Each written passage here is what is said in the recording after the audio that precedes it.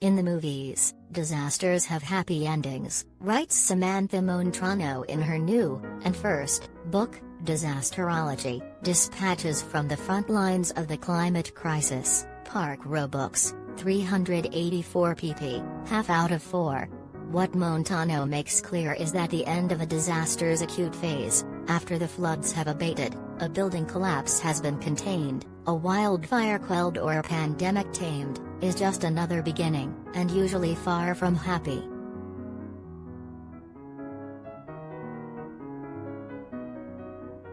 Whose lives need rebuilding? Who will pay? How can we manage the future?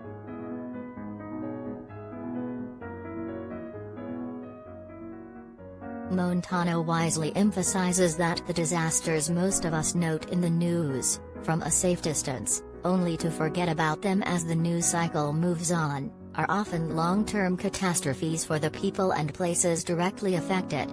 A professor at the Massachusetts Maritime Academy with advanced degrees in emergency management, Montano is an expert on the intersectionality of disasters, climate change and media. But the power of this debut book lies not so much in her mastery of statistics or research as in her eloquent, passionately personal narrative.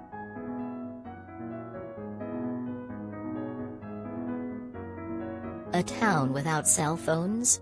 The Quiet Zone explores West Virginia's magnet for weirdos.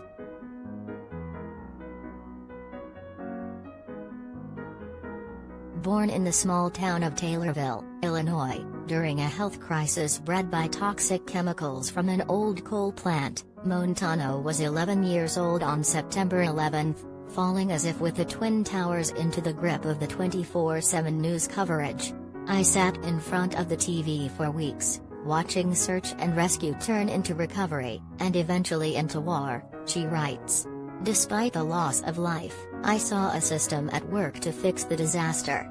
I saw droves of help flooding the streets of New York. Only 4 years later, Katrina made landfall along the Gulf Coast.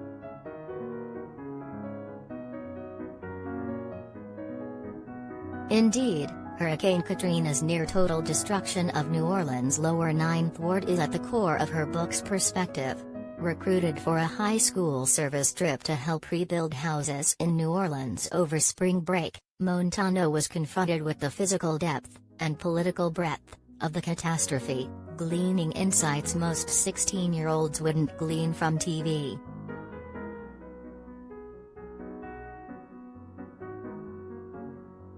Months had passed since Katrina hit, and yet, for miles in every direction, houses lay in pieces, stores sat empty, cars abandoned.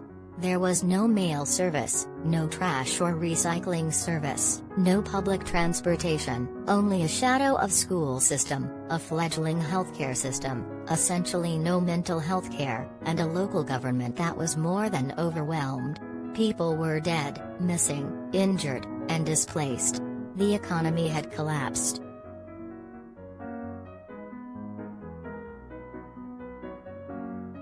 Montano immersed herself in New Orleans' struggle, moving there as a college student. She argues that Katrina has lingered in our public consciousness and cultural fabric, citing the HBO series Dream, Beyoncé's Formation video and Katrina's role in the emergence of the Black Lives Matter movement.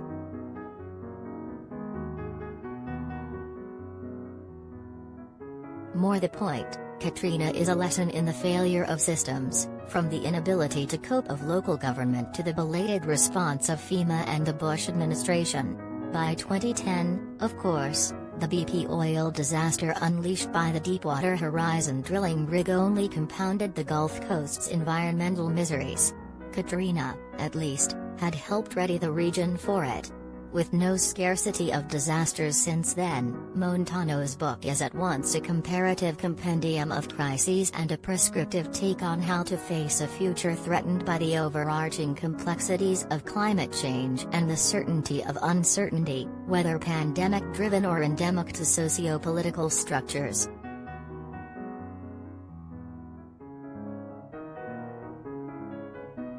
While the measured, richly descriptive writing that propels much of the book lapses into progressive rhetoric by the end, Montano asks all the right questions.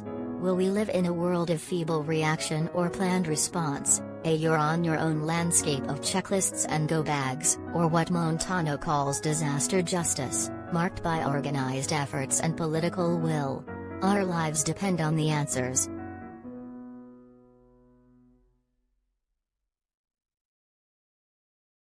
A road not taken, Cormac McCarthy account is fake, verified by mistake.